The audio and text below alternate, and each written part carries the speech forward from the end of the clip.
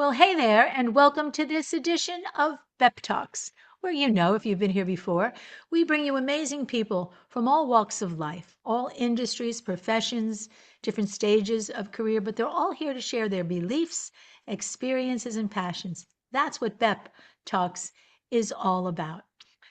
They're here to motivate you, inspire you, educate, and as I always say, sometimes entertain, and any combination or all of the above. And it's always such a pleasure to introduce you to another amazing guest here on B.E.P Talks. Today is certainly no exception. And my guest today has an extremely interesting background. You're going to hear about that in a little while.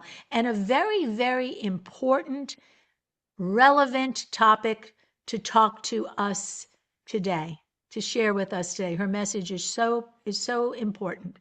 So please join me in welcoming today's guest, Randy Rolfe. Hi, And Beth. there she is. Hi, Randy. How are you today? Wonderful. Thank you so much for having me. My absolute pleasure. I've looked forward to this because, as I mentioned to the listeners, you have such a very important, and I'm saying relevant. It's relevant all the time, but we'll talk about. I'll share my thoughts on why I think it's so relevant today. So, Randy, you have such an intriguing background. You are an attorney, Yes. educated and practiced, who switched gears on your own career, stopped practicing law, and really made a very big switch and you're going to talk to us about that today. Tell me what your reason for switching from law to now talking about the importance of health and how we can control our health. Tell me what that was all about. Sure, sure. Well, for me, it's a continuous path. But of course, people usually say, "Wait a minute, law to nutrition? What?" But the continuity is that every summer, my parents went on some kind of cruise around the world. And I'd been to so many different cultures, and I was determined growing up in the 50s and 60s to make world peace. So I thought I'd become a diplomat and try to help people around the world get along. And so I thought the best thing would to be a lawyer first because I'd met this wonderful lawyer and businessman, a distant cousin of my mom's, and I loved what he was doing. So I became a lawyer and I studied international law and I wrote papers on it. And then I worked with a company, a corporation, a law firm in Philadelphia that does international law. And I was learning so much about it. But I realized that the large corporations were pretty much controlling what was going on in the world as far as impacting on the individual. And meanwhile, I got married just out of college, and I didn't know how to cook. So I started studying how to cook and what to eat because I want to be married happily for 100 years. So so what I was learning was there was so much confusion and misinformation. Nobody knew. So I did all this research, and I'm still doing it on how to stay healthy. And so my fellow lawyers learned that I was doing this as a hobby, and they started asking about stuff. And they loved how I explained it. And they said, why don't they explain it the way you do? It makes sense. It's rational. They were all lawyers. And and I thought, well, this is really fun. So when we decided to leave yuppie world in 1976 and bought an old farmhouse out in the country, started growing our own food, had our kids, and I thought, I'm just going to teach nutrition. I love it. I love helping people get healthy. And our kids were so healthy, people that kept asking me. So I wrote my first book on how to keep your family healthy. And that brought me all kinds of clients. So I did a little law here and there on various independent things. um, air pollution control in Philadelphia. I did that for a year as a lawyer, but I just loved the nutrition. So that's the long version. Well, such a great. So I want to say you're still a diplomat. You did become a diplomat. You're just focusing on something different. So, did you have a personal experience regarding health or nutrition? Because going from law, so qualified to go into so many things, you could have become a true academic in law school and colleges, what have you. Is there a backstory that you might want to share about why nutrition? Sure. Yes. Yes, I did teach law school for a year, Okay. but that's when I decided to go and write my own book. And so when I was teaching, learning myself about nutrition, luckily my husband listened to me, and over breakfast I'd tell him what I was learning. And after about 6 months, I said, you know what? I want to throw out everything and start over again. And I'm going to get teary-eyed here because he Oh, said yes. And I've oh, counseled with so many families where the spouse doesn't go along, and it's usually the husband, and doesn't go along with the changes. But he said, "Oh, this makes so much sense." I guess it explained it really well. And what happened was I was just trying to add the years to the end of our lives, but yeah. we both noticed changes. I no longer had monthly pains. My skin didn't get dry in the winter. My hair didn't get dry. I didn't catch cold every February. Little things, but they make a difference in your life. Sure, sure. And for him, he'd had asthma as a child, and he still got winded when he was jogging or Mm, would get colds easily.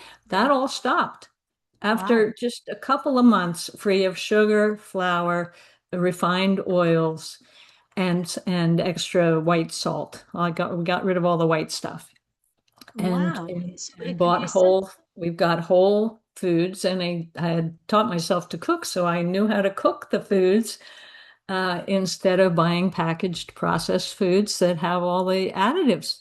So we both noticed changes that we had no idea we would have. I didn't expect any change because when I read about, oh, this vitamin does this, I'm mm, like, well, they're overstating it. But no, the other thing was we spent a weekend with my great uncle who lived to 100, and he was famous for his organic garden in Maine. And we knew we were eating the best food possible, and we both got tummy aches. So that was the last straw. That was just before I said, okay, we're starting over again. Because I said we're eating the best food in the world, and our stomachs can't really handle it. yeah, that's a So when we made the change, we we've just couldn't be happier. And my husband thanks me regularly. He'll be 82 next week, and I'm oh, 78. you're So 78. God, wow. Well, there you go. There's a visual testimonial about eating the right foods. You know, you made a very interesting statement before, and I didn't make the connection at first, but you said that the big corporations, when you were involved, I guess, in corporate law, you see another side of life, the reality that we're presented. You said that the big corporations were controlling so much. We're hearing now, and do if I'm interpreting this incorrectly, please step in, that with new dietary guidelines that are coming out now and the pyramid kind of being, shifted, is that a result of the big corporations, meaning the food corporations and the major companies that control the food companies? That's they're controlling that. they have been controlling it. This is trying to undo what they've done. So tell me, and you know what? To me, the answer is always follow the money, because with the big corporations, we've recently heard that comparing the same food here in the United States compared to in other parts of the world, manufactured by the same companies, have different formulations. They're not, they use an example of a big fast food company here in the in Europe selling French fries, three ingredients: potatoes, oil, and salt. Here in the United States, the same company same product has like 14 different ingredients. Exactly. Yes, you hit the nail on the head. The processed food companies and the chemical companies that make the additives and the pesticides that we put on all our foods in the fields, they have controlled the regulations that our government puts out. And that's been the problem that they were saying that nine teaspoons of sugar a day is okay for a man and 6 teaspoons for a woman. That's ridiculous. You cannot be healthy on that much sugar. But the food processors love the fact that sugar keeps everybody addicted and we eat too much. We keep eating too much. And it's since the processed food companies took over in the 80s and 90s that we've had the obesity epidemic. Yeah, and And epidemic. Yeah, it is, and so that I have this perspective of having been in corporate law. I know how they throw their money around, how yeah. they control the regulators, and this is one of the good things that's happened in the last year of trying to stop that much interference with the science. I mean, there were people many times in earlier administrations, people resigned because they would make recommendations about the kinds of information we should be giving to the public. They would resign because the regulators wouldn't do what the scientists and the science was telling them to do, to make more fiber, less processed foods, less sugar, less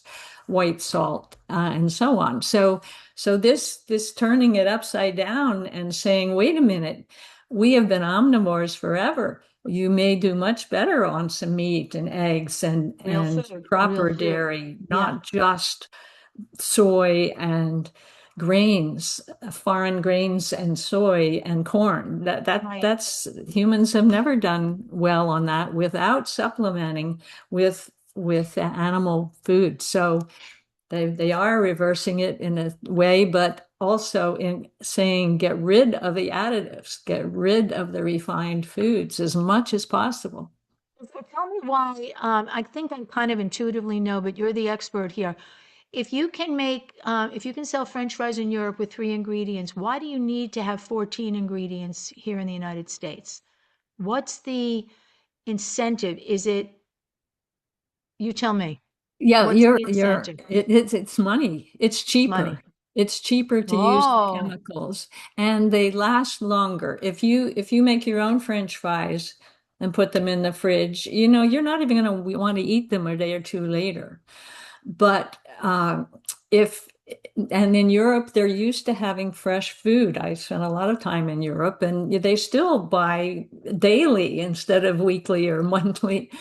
But here, it's much cheaper to make French fries that will last, and then you put them in the horrible oil quickly and then you can eat them, but they've got all kinds of preservatives and flavors, and they want them to taste the same every single time. Well, every potato is different. If you cook different. your own potatoes, they're always different. So but they want it to be absolutely predictable. Oh, So it's more chemicals than it is a potato almost, especially taste wise. it They is. taste Yeah. exactly the same every time. Right. So that's the brand. That's why you go to this fast food place as opposed to that because you know predictably what the French fries, as an example. And I'm a French fry. I love French fries. Not picking on them, just using that Me as an too, but I example. make my own. Yeah, just for a point of reference, when you said about the last year, I'm talking to Randy in January of 2026, just as a reference point. This is not political, a political side, a political statement. It's just a point in fact that that's the timeline in which Randy and I are sharing this time today. You wrote a book, and the title of it got me. It's called The One Ingredient Diet. Did I say that right? The one ingredient, the simple Single, ingredient, single ingredient. the single ingredient diet. What is that? Well, the diet is based on sourcing your foods if they have one name. that when you pick up a package, get things that have one ingredient. So it's the easiest way to get rid of all the processed, all the chemicals, because you just don't buy foods that have more than one ingredient. Now, occasionally there'll be a little added sugar. I mean, not added sugar, sorry, added salt in it occasionally. But what I recommend in the book is for 21 days, you only buy foods that have one ingredient. So you're not even going to buy packaged foods that have 5 ingredients or 25 ingredients. And you'll notice if you start looking at labels that there's huge long ingredients. And one of the reasons is they put in many different kinds of oil, many different kinds of sugar, so that they don't have to put them first.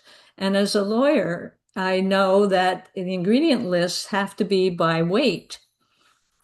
So if they only put in one kind of sugar in many products, it would be the first thing. Right. But they can put it at the end if they use Oh, 3 or 5 different kinds of sugar. well, that's They do sneaky. the same thing with oils. Sneaky. So there, you don't realize you've got a primarily refined product Hmm. because they put so many ingredients in there that the processed stuff ends up at the bottom, and you don't get to that when you're You don't reading. get Oh, it. there's a You lot of don't this get and it. this and this, and Yeah. then you forget the last Yeah. 12 ingredients should be at the top. Yeah. It's interesting because I say, I love the theory, minimize the amount of ingredients, but at least be able to pronounce them. At least understand what That's they a are. good rule of thumb as well. Yes, Yeah, and for sure. spell them. Know how to pronounce them and spell them. I know that OSE typically indicates some sort of sugar um, Yes. Hmm. at the end of a Like word. glucose, So, maltose. yes, you would think that by adding more ingredients, prices would go up, but they're using it manipulative way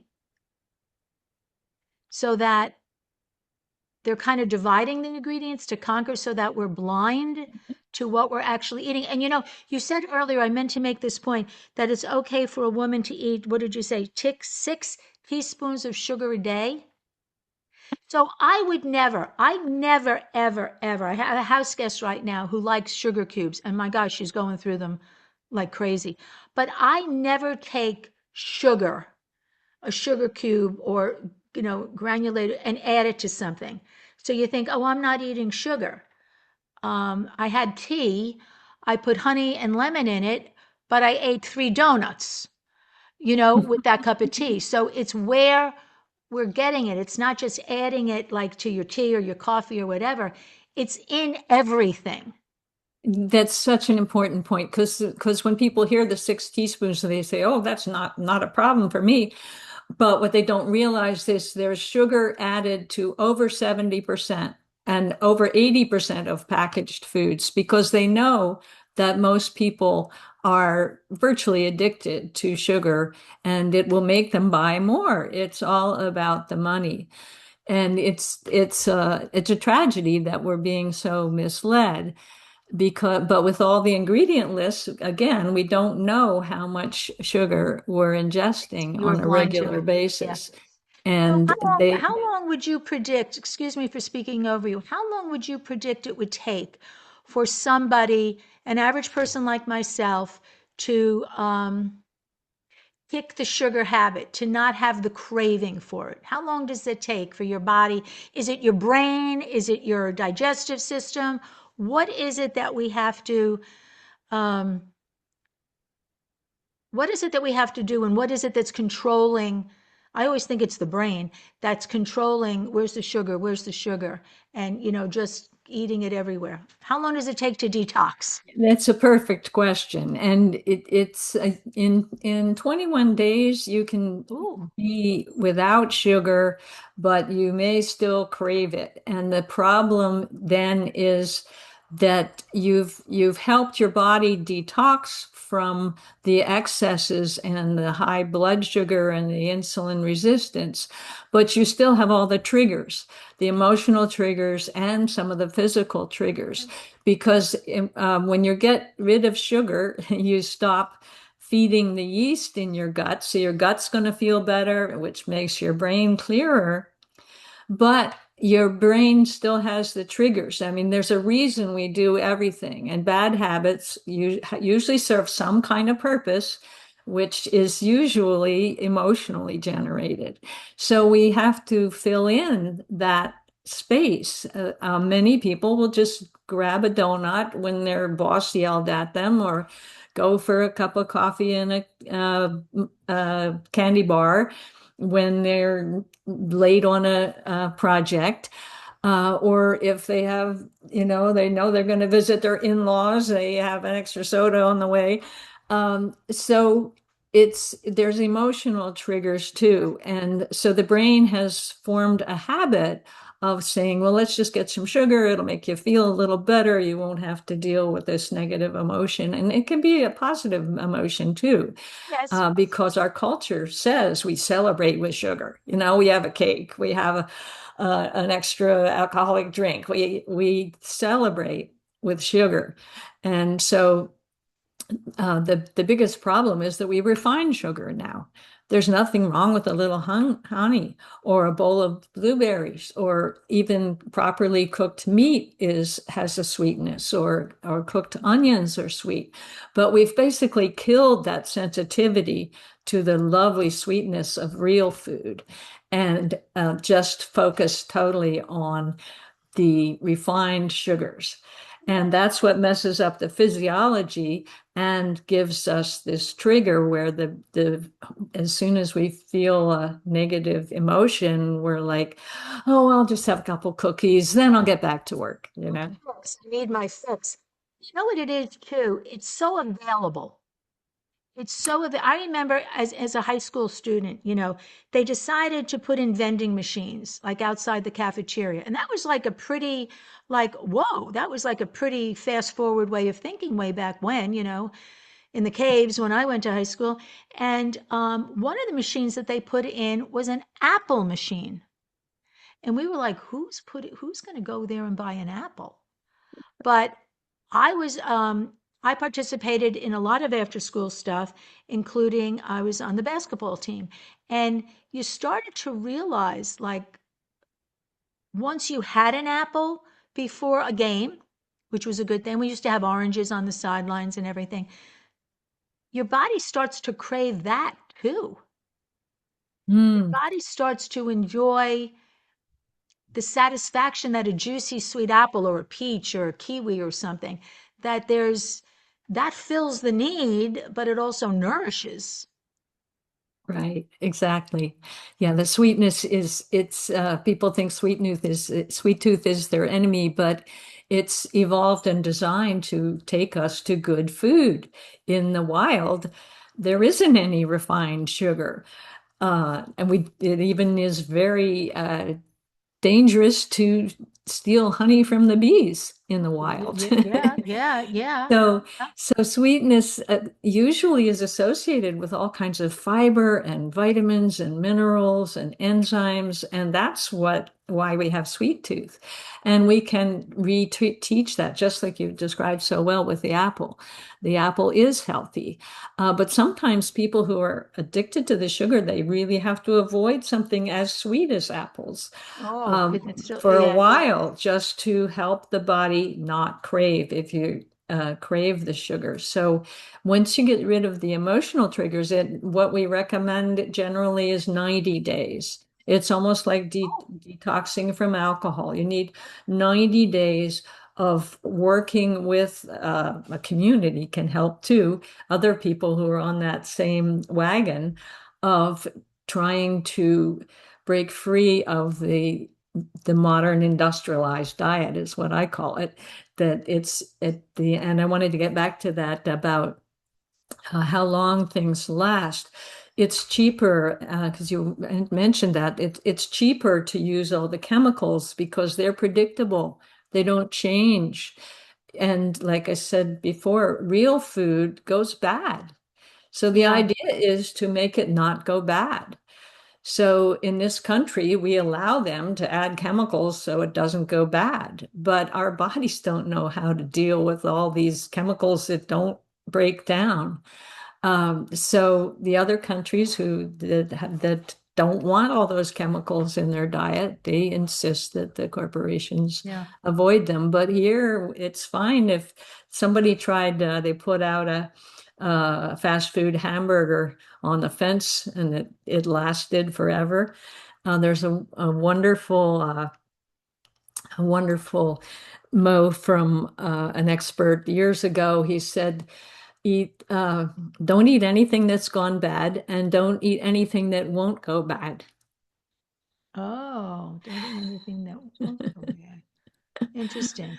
Well, they pick on the Twinkie all the time, saying that people have stuck a Twinkie to the wall, and 20 Mhm. years later, it still had that spongy texture to it, and you could still break it open, and the cream was still there. You have to wonder, like, oh my God, why? Why would anybody, not to pick on a Twinkie, but they've done studies based on the Twinkie. Yes, The other thing yes. I think, Randy, that has to have influenced us, and listen, for busy women who are, working out of the home and of course in the home and having to prepare the meals and having to shop. You made reference to in Europe, they kind of shop fresh every day. People say, oh my God, I don't eat bread, but in Europe, everybody's walking around with, a fresh loaf of bread or baguettes or something, but it's fresh. And they buy a fresh loaf of bread like every day. We've kind of been trained here, and I guess it's easily understood, especially for busy women, if the women are doing the shopping and the food preparation, that we buy in bulk. And we buy in bulk for convenience, I guess. And somehow we think, well, you buy bigger, you save more per pound, per ounce, whatever. And there's probably a lot of truth behind that. But if it can sit in your refrigerator or your freezer or the shelf in your pantry for such a long time, that should be a like, hello, warning, warning, warning. This isn't really food that you're eating. Great point, Beth. Absolutely. The whole world changed when we developed refrigeration and freezing. Although farmers usually had a root cellar, they could keep things cold, but it was really for roots, for carrots and potatoes that can last months even in the bin in your refrigerator. Yeah. But freezers make it possible to keep a lot of things, vegetables and fruits will last fine in the freezer. And that's okay. They lose very little. But it's when you buy the prefabricated, prepared foods that already are laced with chemicals so that they won't go bad at all. And then your body has to deal with all those chemicals. And that's a huge burden. And that's one of the reasons people's liver and kidneys and things are running out of energy early because Right, they've got all these chemicals to deal with. And then the sugar that adds fat to the organs right. and really makes everything slower. I don't remember what era it was in, but they came out with, we went through the sugar-free thing and we still live with that, but then we went through the fat-free. And I remember there's a very big, very lucrative, very popular um, food company of baked goods, and everything became fat-free. And of course, you tried it. Of course, I'll eat a chocolate cake if it's fat-free. It's like free food. And for me personally, I realized my stomach, my digestive system couldn't handle it because whatever they put in to take place of the fat, which gives it flavor and texture, um, God didn't make our bodies to know how to deal with all that. We know how to process real fat. Real fat is not a problem. Our bodies are engineered, am I right, to know how to handle that. But all the fake chemicals, we couldn't change our physiological or our biological abilities based on a food company's decision to rebrand a product. I mean, it just doesn't work that way. So I'm feeling very that Americans are somewhat, not all, somewhat naive when it comes to all of this. But convenience, when the fast food industry kind of took over, it was so great. It was so great. But isn't that when obesity went crazy and therefore diabetes type 2? Wasn't there like a logical explanation of obesity and diabetes type 2 because with fast food and processed food. Yes, yes, you're absolutely right, Beth. It was exactly then. It was in the 60s. They convinced us that animal fat was bad for us, and that the saturated fat was bad. And the food processors loved that because they had just discovered the refined seed oils, which are so much cheaper and they last longer if they process them to death. So they could use the overprocessed seed oils instead of natural fats. And then they told us that the fats were causing heart disease. So everybody was on a low fat diet, which the food processors loved because then they could add more sugar and people would always be hungry so that they would make more money. It's the Um, funny thing. The more we ate, the less satisfied we became. exactly. Like there's no Exactly. satiety anymore. Exactly. It's like you just want, it's Yeah. wow. It's Yes. so logical. It's so logical. So the Yes. power, again, not being political, this is not a political show, but the power of the lobbying groups to permit this to happen. So again, here we are, as I said, for reference, we are in January of 2026, where we're hearing that the food pyramid, which we've lived with and different iterations, they moved dairy up a little bit, moved, things around a little bit, but it's flipping upside down and we're being told, advised, it's being recommended to us, eat real food. What a notion. What Exactly. a notion. I want to ask you, you said 90 days. I'm guessing that it won't take or wouldn't take 90 days to begin to feel better. Great question. People will notice even in 3 days, in many cases, that their brain is clearer, they have a little more energy, their joints don't hurt as much, maybe their gut feels different and usually better. But what people do often notice if they are truly relying on the sugar physiologically, that they can get moody and irritable, and the family can say, "What's wrong with you?" It's like when smokers stop, the family says, "You're so grumpy and irritable." So the moods might change because the brain is having to readjust that doesn't have that little pickup from the sudden rush in the blood. So let's But say that is you'll notice, yeah, you can notice very, very soon, like we noticed within a month, and we weren't even consuming that much sugar. We were kind of normal middle class for the 50s, not as much sugars. those signs, those indications of maybe I've heard people get headaches, feel a little foggy, um, irritable. You might feel a little hungry. Always go and that we confuse hunger with thirst, and we'll Right. go for food before we go for water or juice or something.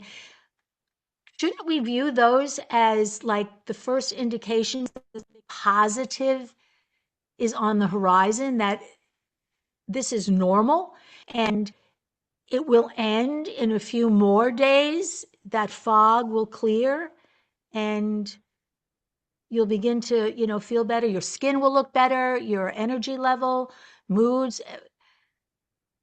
So I'm thinking of the saying, the darkest hour is just before dawn. So if That's you're true. feeling those, what we'll call negative side effects, negative symptoms of change, it's all good.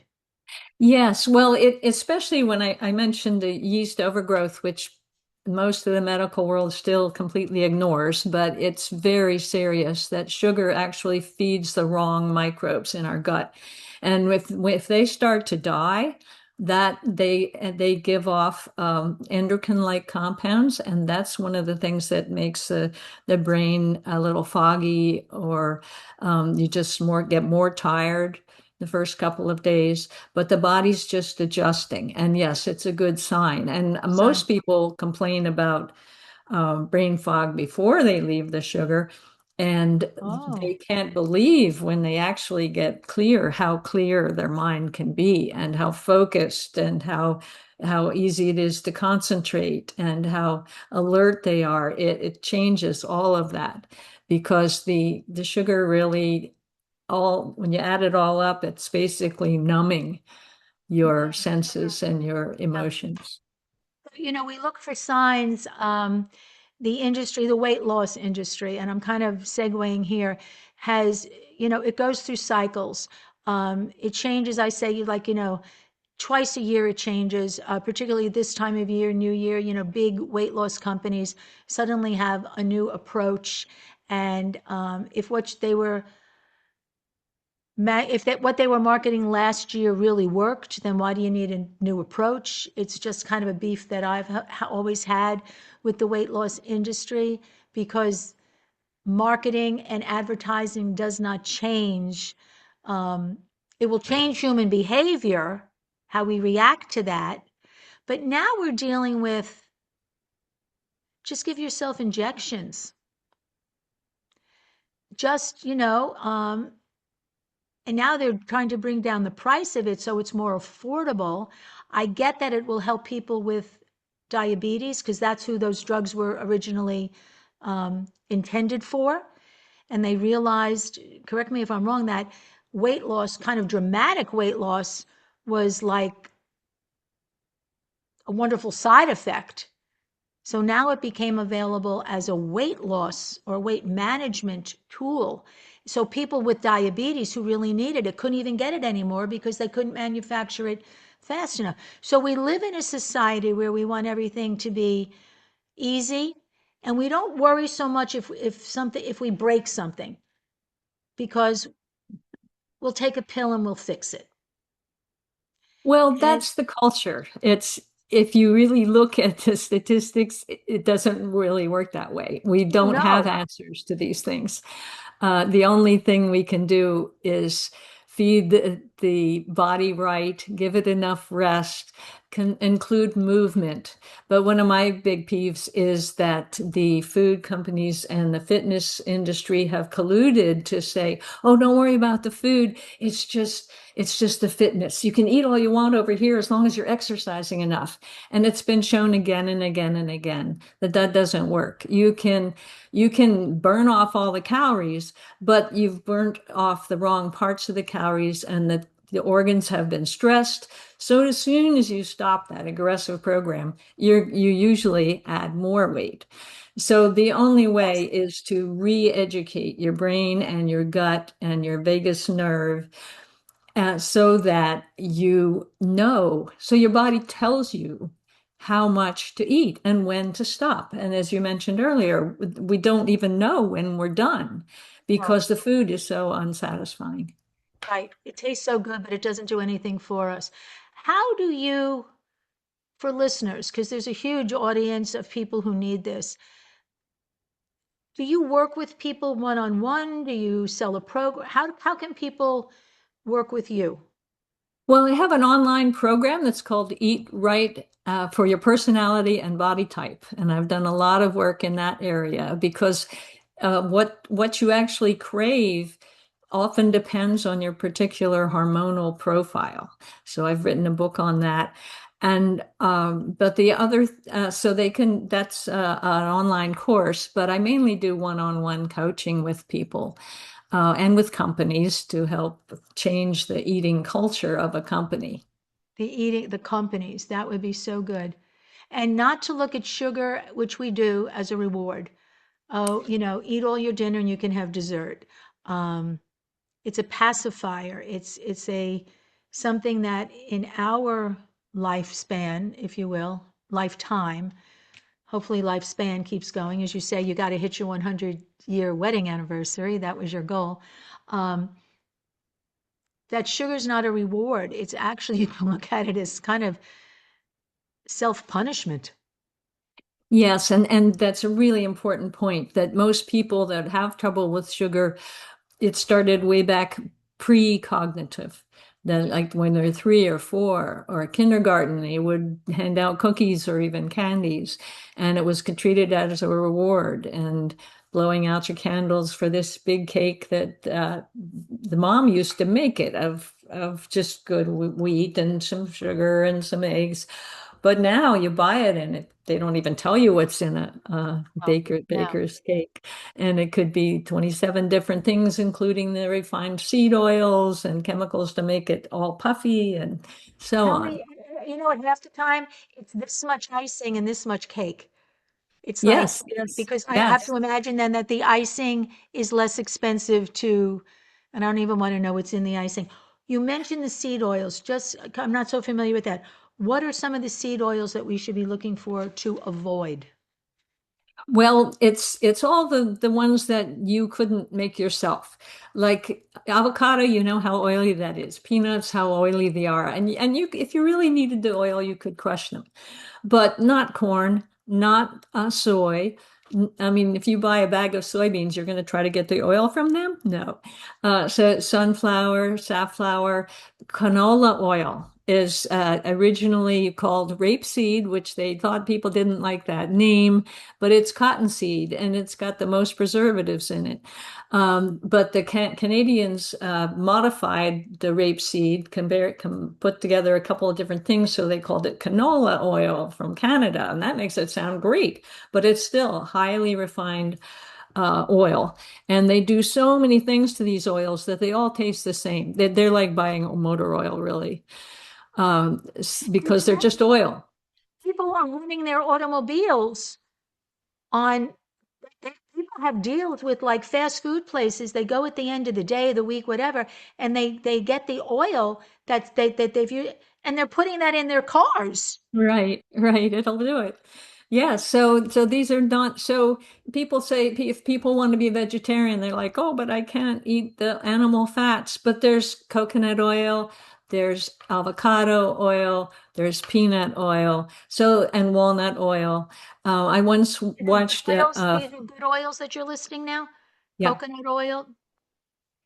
Oh, Are I'm these sorry. Coconut oil, avocado oil, walnut oil, peanut oil, the kinds of things that you know are oily. If you took the time to crush them, they'd be all right.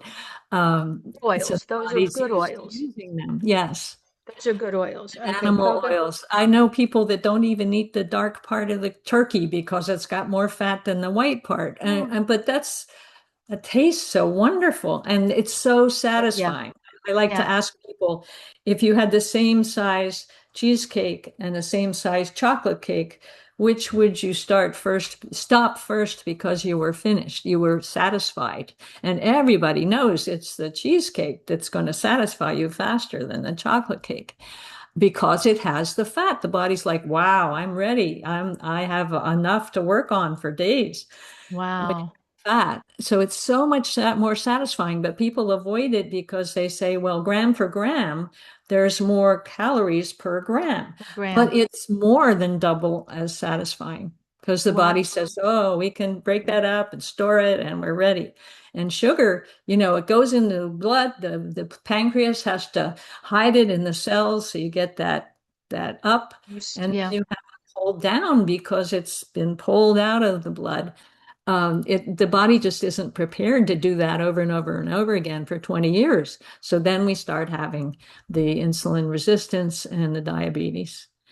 But Wow. there's one more piece I like to mention because the processed food industry took off in the 80s when the tobacco companies realized they knew so much about how to addict people that they should do it with food. They made that decision. The New York Times had a wonderful expose on it a couple of years ago. They made that decision in the late 80s. So that's when the obesity started, when we got all the processed foods and adding all the sugars and the colorings and addicting kids as young as possible. So it's kind of nasty when you look at it. And I tried to avoid saying that for so many years, but preparing this book, it was not deniable now. They have whole associations to try to stop the news about exercise isn't how to lose weight and about colorings being bad for overactive kids. And And so all now, those things, they actually find someone that'll say, oh, no, that's not true.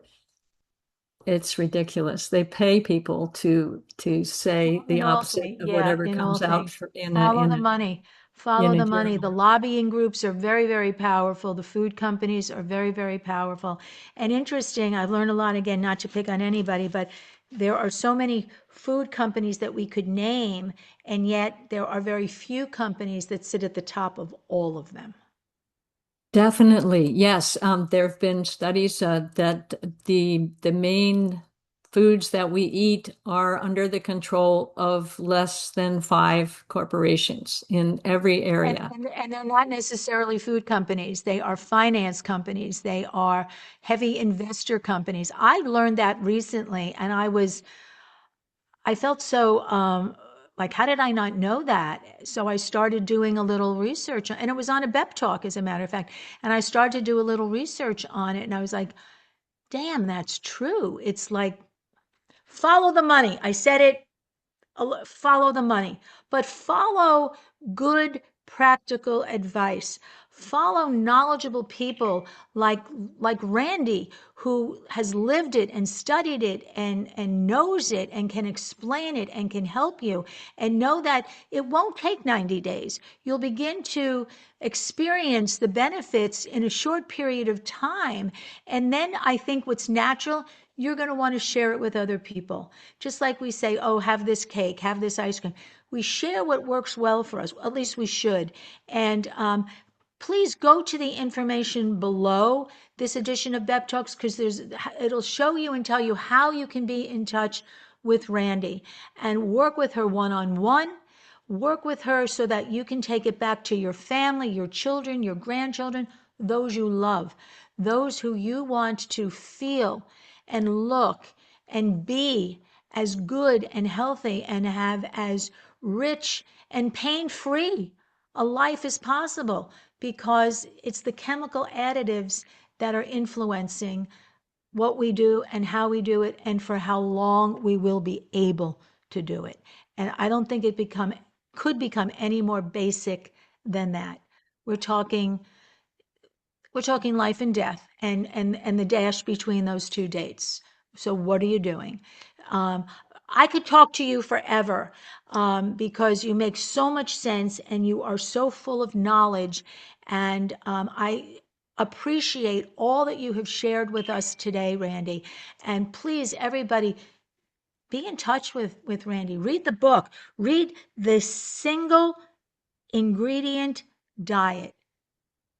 I was intrigued. I said, well, what's the ingredient? And it was, no, no, look at the label. The least amount of ingredients. And again, as I said, if you can't pronounce it, if you can't spell it, stay away. Stay away. Randy, thank you so much for this wealth of information. And it really, this is a topic that impacts us all. And I appreciate you so much. Well, thank you so much, Beth, for this opportunity, and it's been so much fun, and I love what you're sharing with your show. So thank Thank you you. so Here's how I much. view it. When I meet someone like you, when and I want everyone to know, there's nothing scripted with any BEP talks. It's just a conversation that we had. But when I came to hear about Randy, and I said, she knows so much more about this than, well, any average person, of course, by, leaps and bounds. But I view it, Randy, as a responsibility that I had to bring you out and give you an audience who can benefit from your knowledge. And it's as simple as that. It's as simple as that. So thank you for taking your very, very valuable time and sharing it with all of us today. And as I always say on BEP Talks, you have a story. You have a story. You have information to share that can be of great value to others. Again, inspiring, entertaining, educational, whatever it is. We want to hear your story so we can share it with our audience. And as we always say here at BEP Talks, may the best always be yet to come. So until we talk again, bye for now.